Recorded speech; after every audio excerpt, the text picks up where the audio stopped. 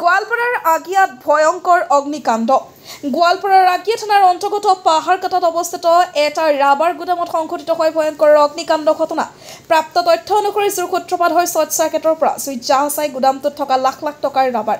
ঘটনাস্থলীত অগ্নিনিৰ্বাপক বাহিনীয়ে ঘণ্টা ঘণ্টা ধৰি জুই নুমুৱাবলৈ চেষ্টা কৰি এতিয়ালৈ সক্ষম হোৱা নাই। ফলত কলা ধুৱাই চানি ধৰিছে সমগ্ৰ অঞ্চলটো। গোৱালপাৰাৰ পৰা জিন্তু নাথৰ report, north east frontier news.